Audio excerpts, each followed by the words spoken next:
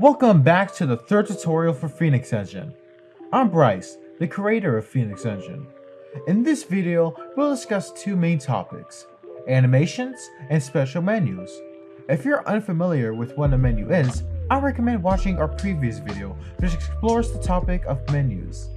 We'll start with animations, as they are probably the easiest features to understand in Phoenix Engine.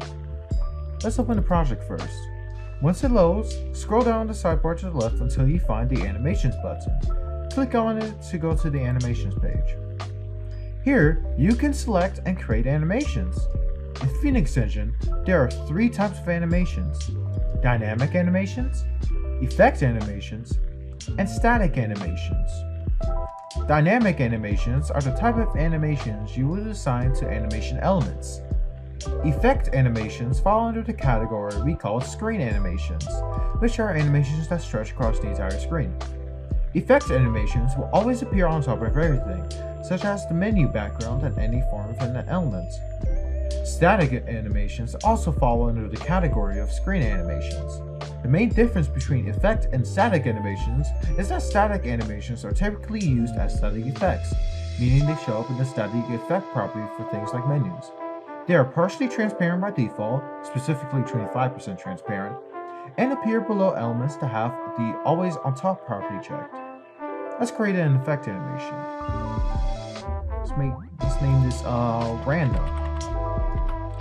This is the animation editor.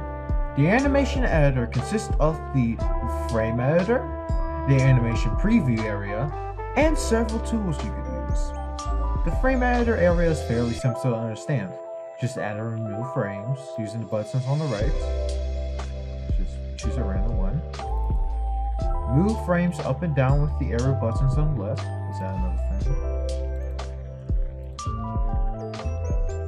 And set the duration of frames, which is in milliseconds, in the first column of the frames list.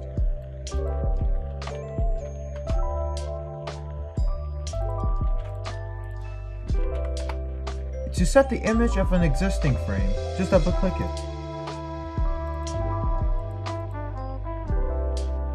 In Phoenix Engine, you can convert certain media into frames.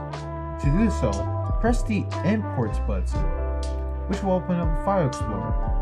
You'll notice that we have three options for the type of file we'd like to import: an image sequence, a video, and a GIF. Just select the file you'd like to convert. Let's use the GIF for example. It'll take a while to convert, so just wait a bit. Oh, it's just finished. Now you see that it's done. To preview your animation, simply press the play button. Speaking of previewing your animation, there are a few tools you can use for this purpose, such as whether or not the preview should be looped, the slowness of the preview, and how long the animation will be in milliseconds. Below these tools are quick actions designed to save time on tasks that will otherwise take longer. These actions include reverse, set duration of all frames, and remove all. That's it for the animation editor. Remember to save. There's a quick thing to note about animations. Phoenix Engine has something called special animations. I'll try to explain this as simply as possible. There are only two types of special animations in Phoenix Engine: disconnected and in office. The disconnected animation only plays once an animatronic moves in a monitor. The in-office animation plays when an animatronic enters your office to check if you have a mask on.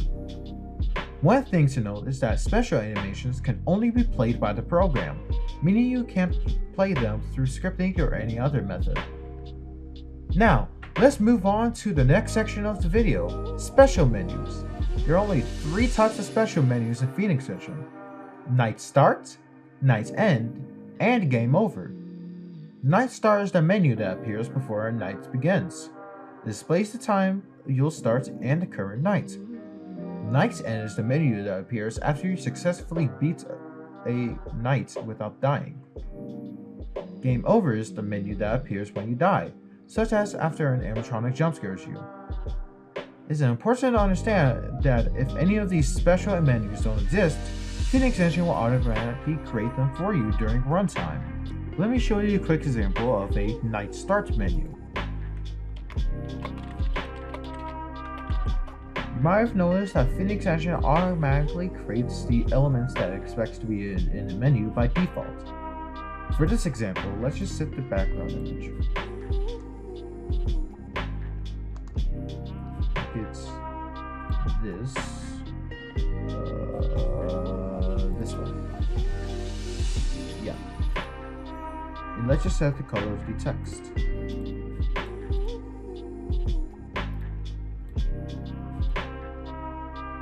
Now let's test the game out.